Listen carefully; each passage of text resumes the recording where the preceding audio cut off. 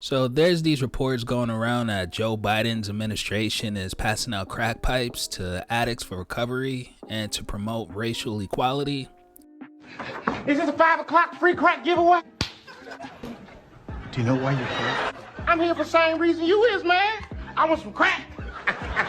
We are not giving crack away today. What? No. What time is it? It's 5 o'clock. Did I miss the 5 o'clock free crack giveaway?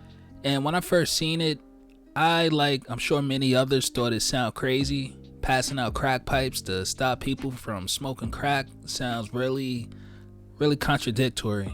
But apparently there's a reason for it, which I think kind of makes sense, but hey, I'm not a doctor. So here's what's going on.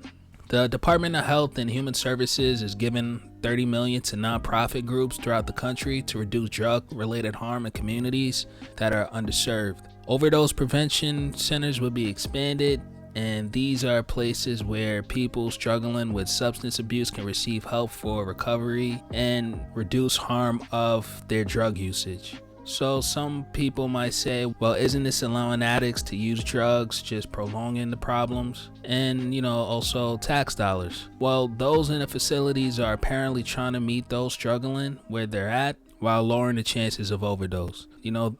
There are these centers in other countries. This isn't really some new thing. There's an overdose facility in New York which managed to prevent 124 overdoses since it first opened a few months back. And look, I get it.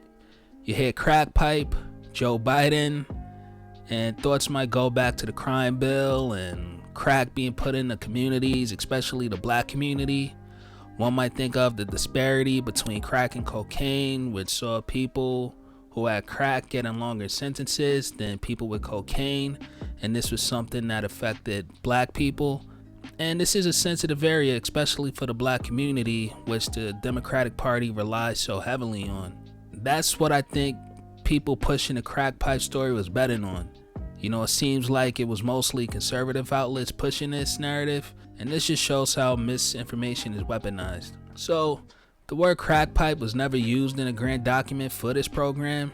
Instead, safe smoking kit is the term used.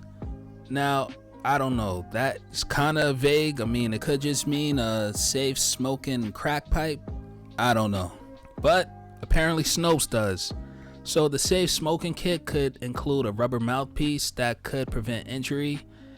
Now among this, the program is also proposing other supplies for harm reduction like safe sex kits, vaccination services, and wound care management supplies amongst a bunch of other things. And according to The Independent, the practice of harm reduction also expands to wider community investments from housing and economic opportunity to repairing the impacts of racist drug policies and building a public health response that doesn't lean on law enforcement and incarceration to combat drug use. It sounds good to me. Substance abuse is a big problem in America. Between 2020 and 2021, more than 100,000 people lost their lives to it. Among these people, black and native people were affected the most. This is definitely a big problem that isn't some easy fix.